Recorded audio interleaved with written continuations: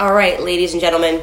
So I wanted to jump on today. I have not done a Periscope in a while, but I kind of wanted to talk about this new era that we're kind of seeing ourselves within, which is just sort of this era of blameless women. It's something that I've been super passionate about. You guys know that I was one of the earliest critics, maybe the earliest critic, outspoken critic against the Me Too movement, because I saw what was happening there. If you are a guy and you're watching this and you have a daughter, I would ask that you share this with her. I think that it is really hard for women to find examples of strong women that are on TV today. A lot of women sort of kowtow to what they're supposed to say on their networks or what the current cultural opinion is. And right now the cultural opinion is that you can't critique women. And everything that a woman says, you have to say that you feel sorry for, or else you risk losing your job. So I understand the predicament that a lot of women that are on TV are inside of, but I still think it's necessary for women to have an actual conversation, or to have women that they can follow that are a true example of having meaningful discussions between one another. So again, if you are a guy and you are watching this and you have a daughter, or obviously if you're a woman and you have a daughter, I ask that you share this video. Okay, so when I was in college, I remember an incident. It wasn't that big of an incident, but it's something that really stood out in my head, and it's something that me and my college friends still laugh about now, but at the time it wasn't really that funny. We had gone drinking. I was a freshman in college, and we were drinking really cheap Russian vodka. I will never forget. And it was just the cheapest bottle of vodka that we could get, and I clearly didn't know my limits, which is strange because I actually started drinking for the first time when I was in high school, but I did not know my limits with this particular vodka, and I got completely blacked out. And in this blackout spell, I started screaming at my girlfriends. Like we were away somewhere at a party, and I was screaming at them, and I at one point took my shoe off and started hitting her car window. I don't remember any of this, but vaguely kind of days after, I kind of remember certain elements of this. I don't remember what set me off, but I went absolutely crazy. And predictably, after this night was over and they dropped me off at my dorm room, my two girlfriends at the time wanted nothing to do with me. I woke up and I knew that I had done something wrong, and instantly felt so much embarrassment and shame. And I messaged them and I apologized, and neither of them wanted to talk to me. Now, this went on, me apologizing every single day to these girls for my actions, like just completely owning it, and saying, I was really drunk and that's not who I am. And, we were relatively new friends, so it was a hard pitch. Like, this is not who I am as a person.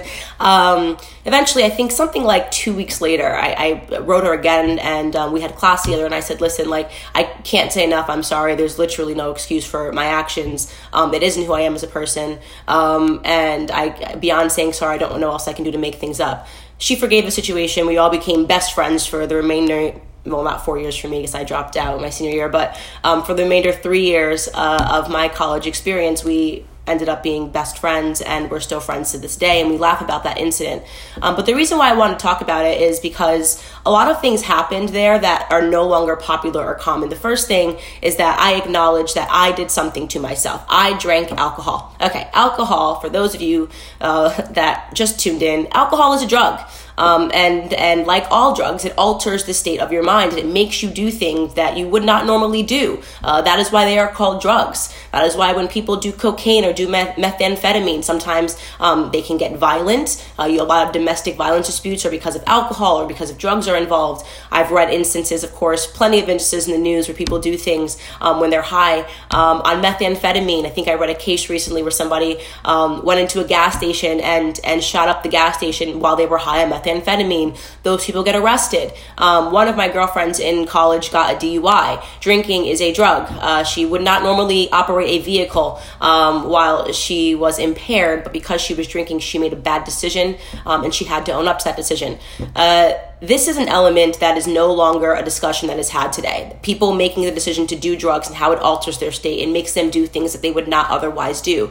In fact, today we are finding young women that are programmed to believe that you can take a drug and everything that you do thereafter is not your fault. That is incredibly stupid. And it's dangerous for us to keep going down this trek and telling women that they are not responsible for anything that they do so long as they have a drink of alcohol. That's not the way the world works. You have to own up to things that you do. Now, I am in no way saying that if a woman is completely drunk and a guy is sober and he sees her and takes her home and takes advantage of her, that guy is not in the wrong.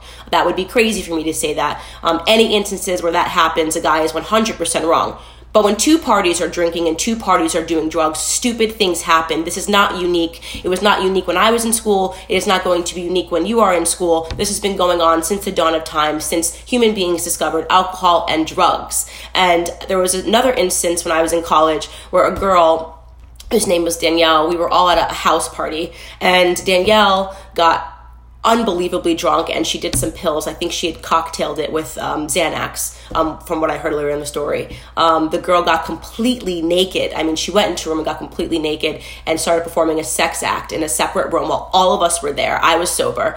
And it was completely disgusting. And the guy that she was doing this sex act with was high on cocaine and drinking as well. The next day, this girl was so embarrassed and mortified. She didn't go to the police. She actually tried to contact every single person at this party and just talk about how absolutely mortified and embarrassed that she was. And the guy as well was embarrassed. And our opinion of him was that he was disgusting. We felt bad for this girl. But it was two idiots that were drunk and high that made terrible decisions. Again, sort of something that happens when you do drugs and you do alcohol. The problem when people don't want to start talking and want to start pretending that alcohol and drugs have no effect and that people are absolved from all of their guilt is that it doesn't allow that moment of shame to happen. And that moment of shame when you do something when you're drunk, as I described as what I did, is so critical to modifying your behavior in the future. So me feeling that shame from that one night of almost losing my new girlfriends when I got to college modified my behavior for the rest of my college experience. When they pardoned me and they forgave me, I wanted to be the person in the room who always knew what was going on. So I actually don't have this crazy reputation of partying from when I was in college. I was kind of always considered the more sober friend because I had such an earlier experience that kind of scarred me, and I didn't want to be that person. I've seen this happen over and over again with people in school when it was okay to feel shame. I had a girlfriend of mine who actually went to rehab because she just had a drinking problem, and she would sleep with so many guys, and we'd get up in the morning in college and we'd have to get her the morning after pill. I think during one semester, she got the morning after pill 6 times. And I remember us sitting down and having this like intervention type thing in Applebee's and just being like, not going to say her name here, but like, what is going on? Something bigger is going on. Like, we can't help you and you're kind of ruining your life. And she ended up going to rehab. The girl is now happily married, changed her life, didn't take down any men, didn't pretend that her drinking wasn't her problem. It was about ownership and feeling that guilt and feeling that shame and editing your behavior. I'm obviously talking about this conversation for a couple of reasons. The first reason is because I read the Matt Lauer story today. First off, let me just say off the cuff, I have no defense for Matt Lauer. I think he's an absolute scumbag. I think he received his perfect karma. When you're a man in a powerful position and you take advantage of being in a powerful position and you put your network at risk, it's kind of fitting, perfectly fitting that you lose your wife and your kids who you embarrass publicly, and not lose your kids, but I mean go through a divorce, lose your family, if you will, and that people then find out that you're a scumbag. But I will say, in reading the story and learning that this girl, her excuse, and when I say girl, I mean woman. This woman was 30 years old, okay? She's experimented with drinking before. She knows that drinking is a drug and she knows its effects. A 30-year-old woman decides to go back to her boss's hotel room and have sex. And then she says that, she didn't consent to that type of sex, but as opposed to waking up in the morning and going to the police or filing a report, she went back home from the business trip and proceeded to have consensual sex with him for years to come, until the Me Too movement came, when she decided not to go to the police again, but to go to her network and to get a 7-figure settlement. that is not an example to me of a true rape. And I think any person who has the courage to say that you don't then go have consensual sex with your rapist for years is being dishonest, and it's a disservice to women. It's a disservice to women who are in circumstances where they have no part in terrible things that happen to them. I know people that were legitimately and horrifically raped, and that's something that we should always be, getting behind these victims and talking about their stories. And I remember learning about those stories in school, women who were drugged and had nothing to do with things that happened to them. We have to separate those people from the people that are making bad decisions and people that are making transactions to push themselves through the corporate ladder. Lastly, I will say I tagged Hillary Clinton in this because I believe that she is such a big example of a woman that believes that there should be no blame and no fault in any of their actions. And I had a conversation privately with someone saying that I remember, you guys know I used to be an Obama supporter, but I remember the night that Obama won, and I was teary-eyed, and I was in college. I think I was a sophomore in college, and I was watching everything happen. And then I will never forget watching John McCain's concession speech. And obviously at that time, since I was an Obama supporter, I was like, oh, here's John McCain hitting the stage. I remember him getting on stage, and he looked out into the audience and he said Obama's name, and everyone started booing, and he said, no, no, no, no, no. Like, we need to have respect for this man now. He's now your president.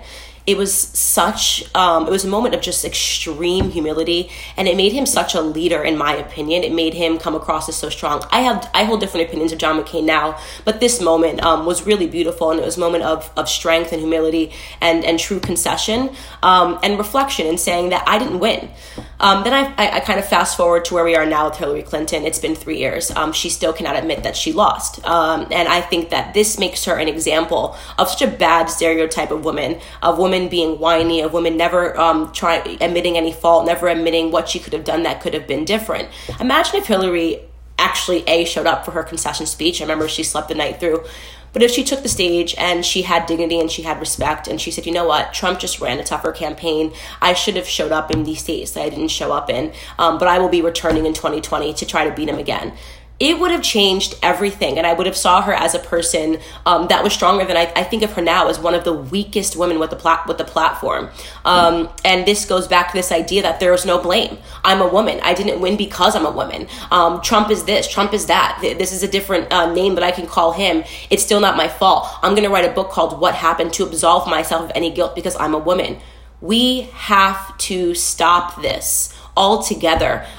It's not serving us, and frankly, it's making people not respect us because they shouldn't respect us. That we are not being examples of strong women. We're not being examples of people that know how to make mistakes and edit their behavior. We're not being examples of people that can acknowledge that we did anything wrong. I don't want my future children to grow up in a world where women are blameless. I want my daughters, I always pray that I have daughters. I want my daughters to grow up and really understand what it means to be a strong woman. And I want my sons to grow up in a society that's just fair.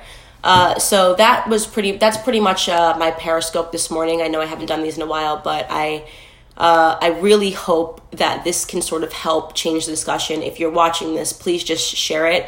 I think it's important for us to have real conversations. Again, everyone across all the networks is applauding, the bravery of the woman to come forward about her consensual sexual experiences and her 7-figure payout. And there has to be more of a grassroots movement to have real discussions because we're never going to see it anywhere else. All right, guys, have a great day. And I don't even know what day it is. Happy Tuesday, Wednesday. I genuinely have no idea what day it is. That is how busy I am. All right. Bye, guys.